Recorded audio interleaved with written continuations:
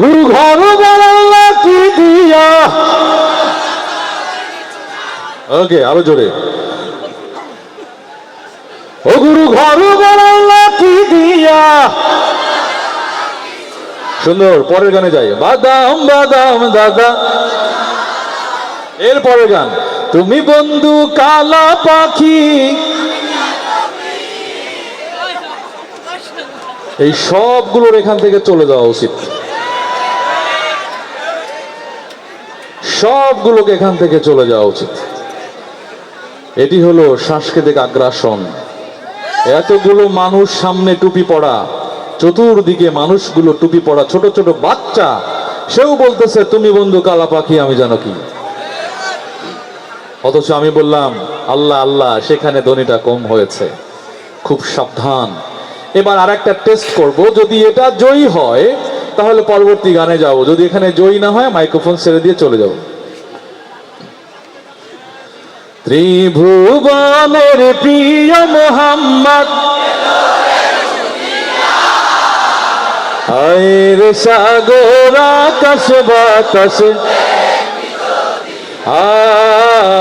আয়ের সাগর ধুলির ধারা বেহেশতে আজ জয় করিল দিল রে লাজ। আজকে খুশির ঢল নেমেছে, আজকে খুশির ঢল নেমেছে। কলার আয়ের সাগর,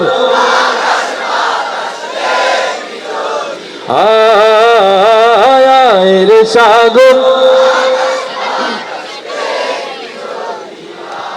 মাশাআল্লাহ, এই তো খুশি হয়েছি। তাহলে পরবর্তী গানে যাওয়া যায়, ঠিক কিনা? পরবর্তী গানে যাব। আবারও অনুভূতির জায়গাটা খুলে দিতে চাই।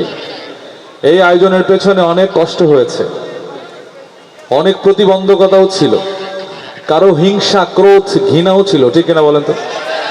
এগুলো পরিহার করবেন, কারণ 5ই আগস্টের আগে আপনারা বাসায় ঠিক মতো থাকতে পারেন নাই, নামাজ পড়তে পারেন নাই, ব্যবসা প্রতিষ্ঠানে যেতে পারেন নাই। একটা জুলুম ছিল। 5ই আগস্টের পরে যদি সেম চিত্র আপনার মাধ্যমে হয়, আপনাকেও তাড়াইতে বেশি সময় লাগবে না। সুতরাং এই নতুন বাংলাদেশ গড়বার জন্য দল মত নির্বিশেষে একটাই পরিচয়, আমরা মুসলিম। আমাদের কাছে যেসব হিন্দু বিধর্মীরাও থাকবে তাদেরকে আশ্রয় দায়িত্ব এই মুসলমানদের, ঠিক কিনা বলেন? সুতরাং সাবধান হয়ে যান। বেলাল ভাই অনেক কষ্ট করেছে, তার সঙ্গে যারা এই প্রোগ্রামটা বাস্তবায়নের জন্য শ্রম ঘাম দিয়েছেন, এগুলো করবেন না।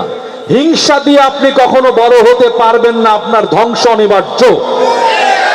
এই জায়গা থেকে আমরা ফিরি, আমরা সবাই এক হয়ে থাকি ইনশাআল্লাহ। আর কবরকে বেশি বেশি ভয় করবেন, তাহলে দেখবেন আপনি হিংসা করতে পারবেন না, ঈর্ষান্বিত হবেন না, ভালো কাজে আপনি সংযুক্ত থাকতে পারবেন। রিভাবটা দেন তো একটু, রিভাব।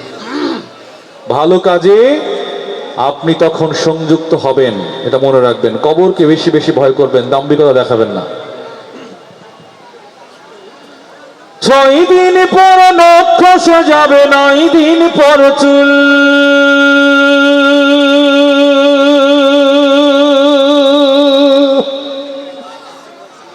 কবর গাহের সামান দিতে কইর না কেউ ভুল।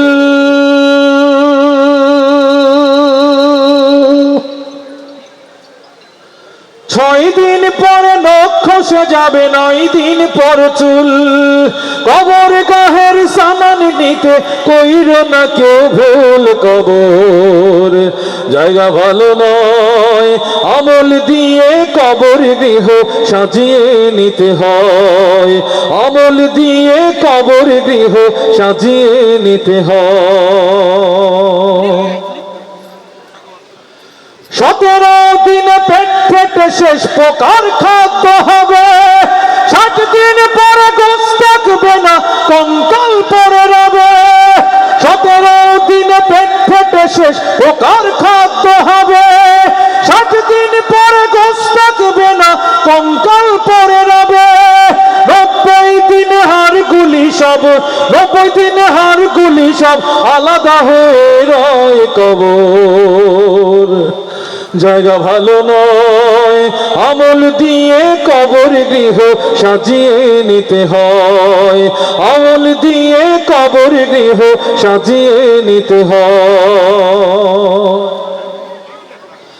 দেহের চেয়ে অহম বড়, লোভ লালসার পাহাড়, হিংসায় জলে বিবেক হলো নফসের কালো আহার। দেহের চেয়ে অহম বড়, লোভ লালসার পাহাড়, হিংসায় জলে বিবেক হলো নফসের কালো আহার। আমান কারণ সবারই এই, আমান কারণ সবারই এই, পরিণতি পরিচয় কবর। জায়গা ভালো নয়, আমল দিয়ে কবর গৃহ সাজিয়ে নিতে হয়, আমল দিয়ে কবর গৃহ সাজিয়ে নিতে হয়। 6 দিন পর নখ খসে যাবে, 9 দিন পর চুল, কবর গাহের সামানি নিতে কইর না কেউ ভুল কবর।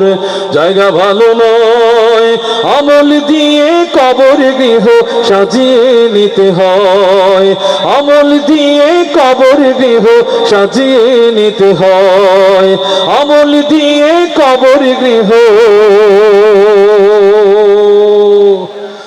সাজিয়ে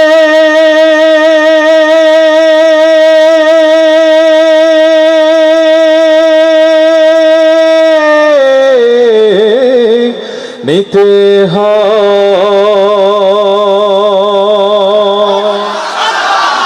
আমরা খুবই শান্ত থাকবো। আল্লাহর সন্তুষ্টির জন্য এই আয়োজন।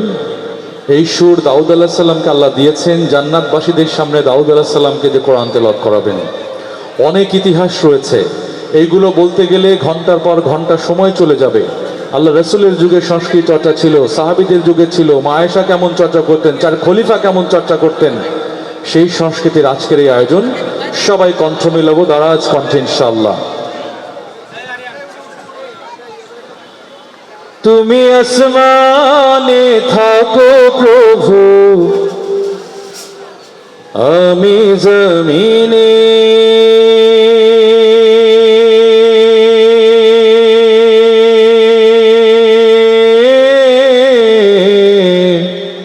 ইকোটা বাড়ান, আমরা জমিনে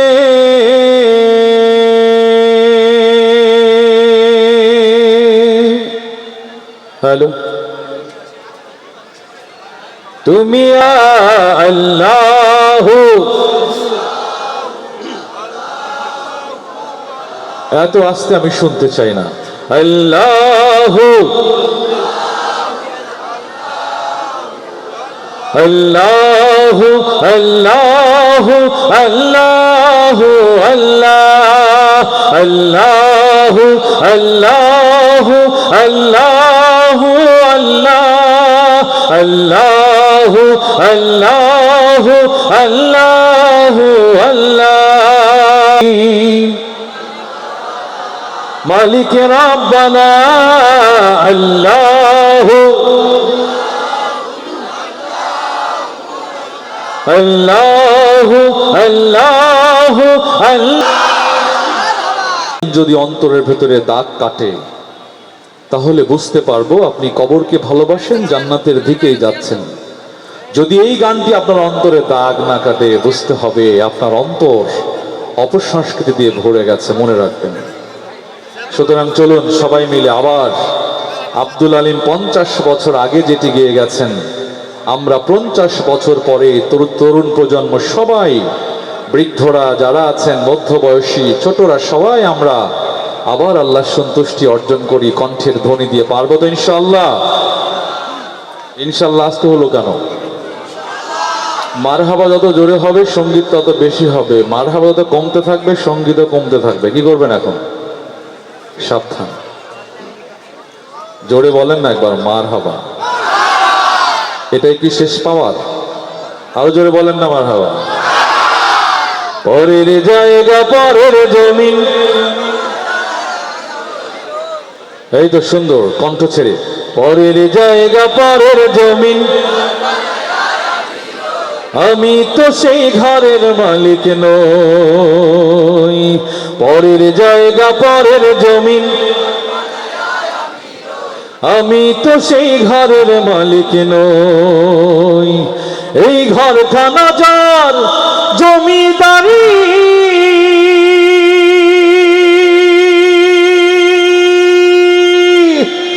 আমি পাই না তাহার হুকুম জারি, আমি পাই না জমিদারের দেখা, পাই না জমিদারের দেখা, মনের দুঃখ কারে কই। আমি তো সেই ঘরের মালিক নই, পরের জায়গা পরের জমিন।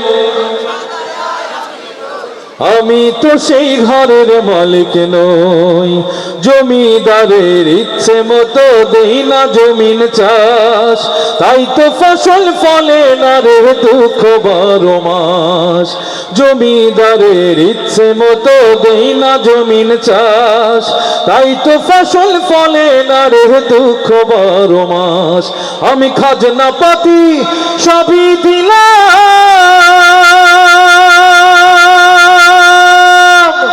তবু জমিহীন আমার হয় যে নিলাম। আমি খাজনা পাতি সবই দিলাম, তবু জমিহীন আমার হয় যে নিলাম। আমি চলি যে তার মন জুগাইয়া, চলি যে তার মন জুগাইয়া, দাখিলায় মেলে না সই। আমি তো সেই ঘরের মালিক নই, পরের জায়গা পরের জমিন। আমি তো সেই ঘরের মালিক নই, পরের জায়গা পরের জমিন। ঘর বানাইয়া আমরা রই, আমরা কেহ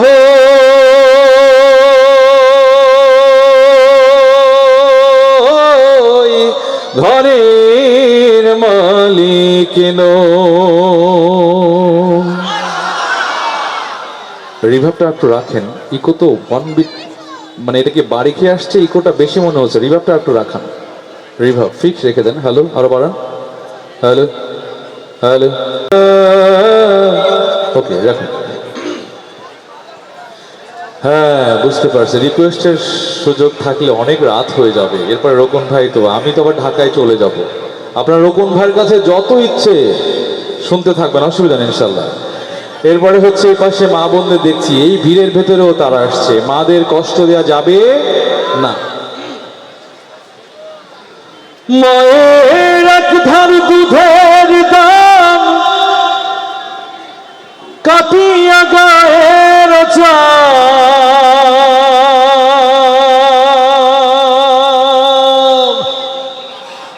এক ধার দুধের দাম, মায়ের এক ধার দুধের দাম, কাটিয়া গায়ের চাম। পাপস বানাইলে ঋণের শোধ হবে না, এমন দরদি ভাবে কেউ হবে না আমার মা গো। এমন দরদি ভাবে কেউ হবে না আমার মা গো। ওরে প্রসবের কি ব্যথা, মা জানে সে কথা, মরিয়াও যেন মায়ের মরণ হইল না। মায়ে ধরিয়া যথরে কত কষ্ট করে, ধরিয়া যথরে মায়ে ধরিয়া যথরে কত কষ্ট করে, 10 মাস 10 দিন পরে পেল বেদনা।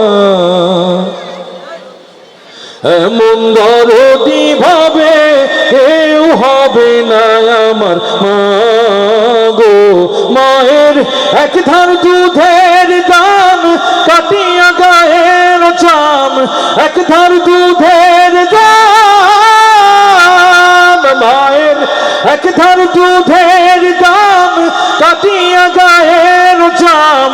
পাপস বানাইলে ঋণের শোধ হবে না, এমন দরদি ভাবে কেউ হবে না আমার মা গো, এমন দরদি ভাবে কেউ হবে না আমার মা গো, এমন দরদি ভাবে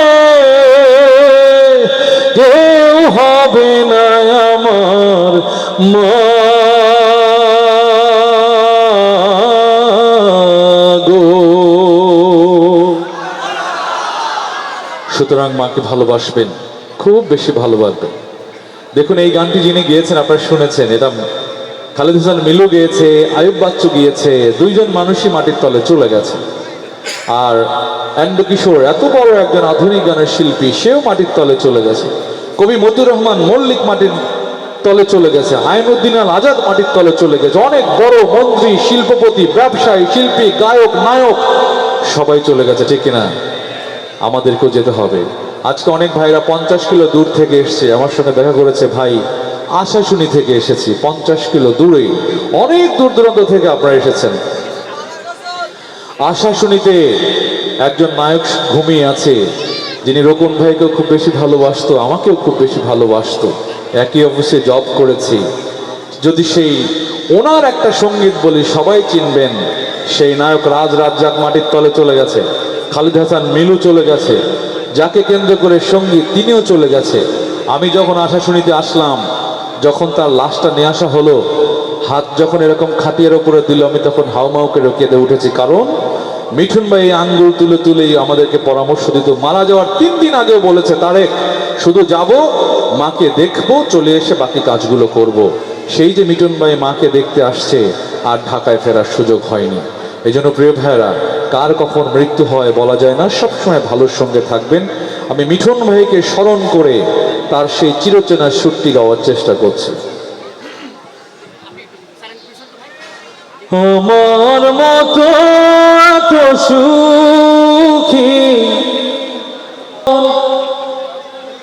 বুকে ধরে যত ফুল ফোটালাম, সে ফুলের কাটা ছাড়া কি পেলাম, ভাগ্যের পরিহাসের নাম।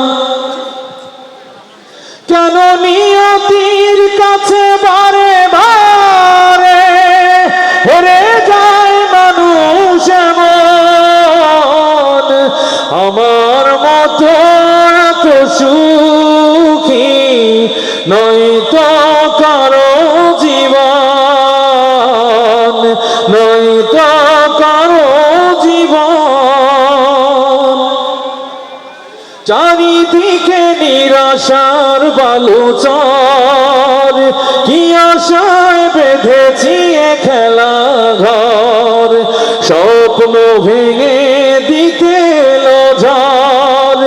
কেন মমতার টানে কেঁদে মরে, বেদনার কথা এখন, আমার মতো এত সুখী নয়তো কারো জীবন, নয়তো কারো জীবন, নয়তো কারো জীবন।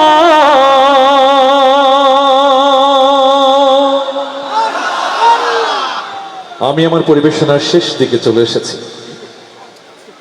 আমি আপনাদেরকে অনুরোধ করব, আলহামদুলিল্লাহ যেইভাবে শান্ত আছেন এইভাবেই শান্ত থাকবেন। কারণ হলো, যেই শিল্পীর কথা বলেছিলাম, এন্ড্রু কিশোরের কথা, সেও বলেছিল জীবনের গল্প আছে বাকি অল্প, কিন্তু সেটি আজকে বাজে, তিনি পৃথিবীতে নেই। সেটি আপনাদেরকে বলবো, যেভাবে শান্ত রয়েছেন এভাবেই শান্ত থাকবেন। সেটি কি? জীবনের গল্প আছে বাকি অল্প, জীবনের গল্প আছে বাকি অল্প। যা কিছু দেখার না দেখে নাও, যা কিছু বলার যাও বলে যাও, পাবে না সময় আর হয়তো। জীবনের গল্প আছে বাকি অল্প। এই মানুষ এলো গেল এই আসা যার পথে, দেখো চাই না জানা হলো, ভুলে যেতে হবে সবই, পথ চলা হলে অন্ত। যা কিছু দেখার নাও দেখে নাও, যা কিছু বলার যাও বলে যাও, গীবত করো সবাই অল্প, ঠিক না? যা দেখো ভাই, গীবত চর্চা মহামারী, বন্ধ করতে হবে। এবার হচ্ছে বাবার কথা অনেকেই আঙ্গুল নাড়িয়ে নাড়িয়ে হাত তুলে বলেছেন। আচ্ছা, আমি একটু জানতে চাই কাদের বাবা বেঁচে আছে এই মানুষগুলো হাত তুলবেন। মাশাআল্লাহ, অনেকের বাবা বেঁচে আছে, মাশাআল্লাহ। আল্লাহ আপনাদের বাবাকে, আমাদের বাবাকে নেক হায়াত দান করুন।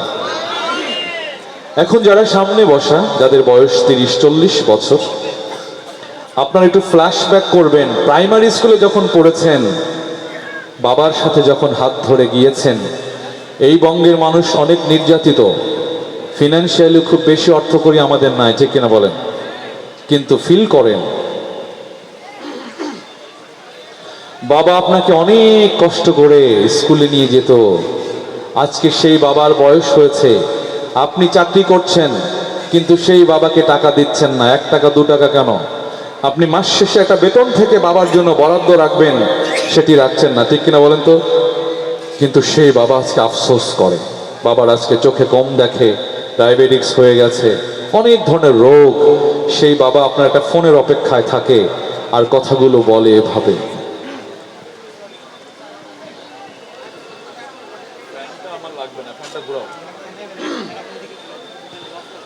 বাজান আমার ওষুধ শেষ,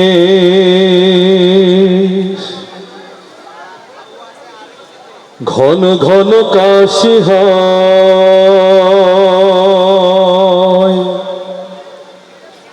বুকের বাম পাশে ব্যথা,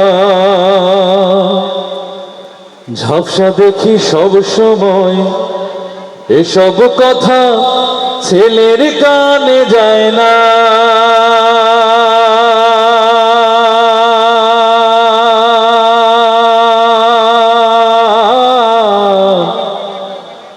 অথচ ছোট্ট বেলায় করতে কত বায়না। আমি এক হতভাগা বাবা,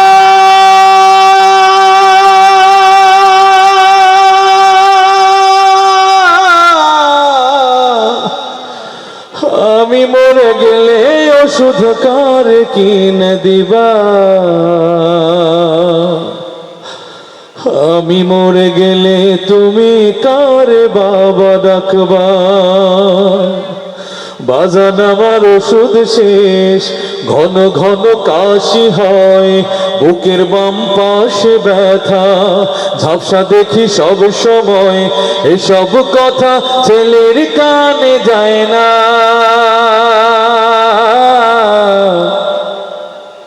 অথচ ছোট্ট বেলায় করতে কত বায়না। আমি এক হতভাগা বাবা,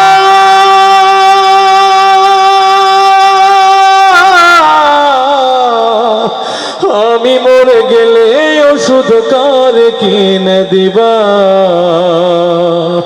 আমি মরে গেলে তুমি কার বাবা ডাকবা।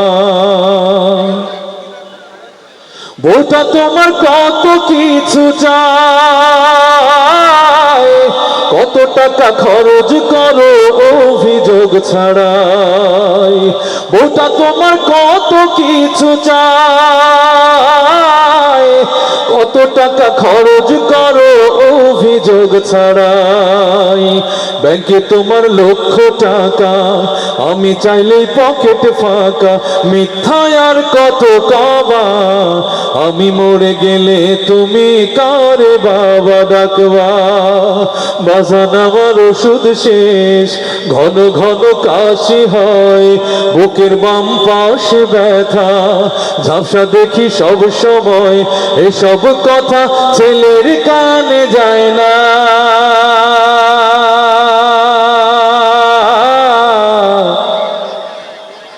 অথচ ছোট্ট বেলায় করতে কত বায়না, আমি এক হাত ভাগা বাবা,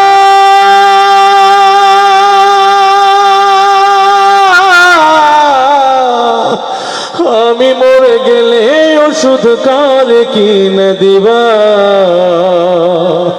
আমি মরে গেলে তুমি কার বাবা ডাকবা, আমি মরে গেলে তুমি কার বাবা ডাকবা, আমি মরে গেলে ওষুধ কার কিনে দিবা।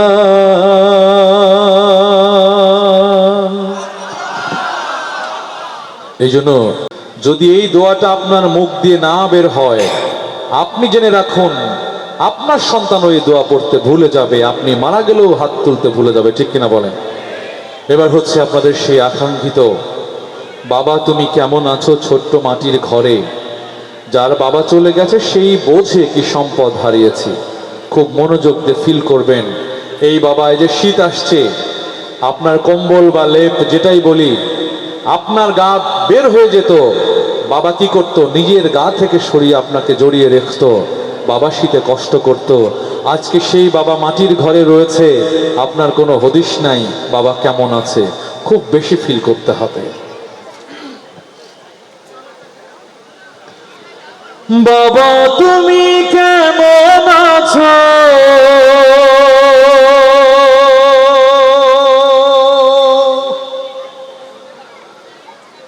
ছোট্ট মাটির ঘরে,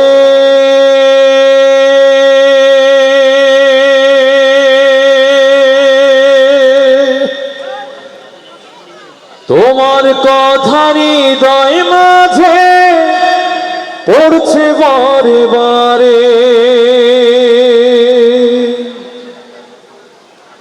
বাবা তুমি কেমন আছো ছোট্ট মাটির ঘরে, তোমার কথা হৃদয় মাঝে পড়ছে বারে বারে।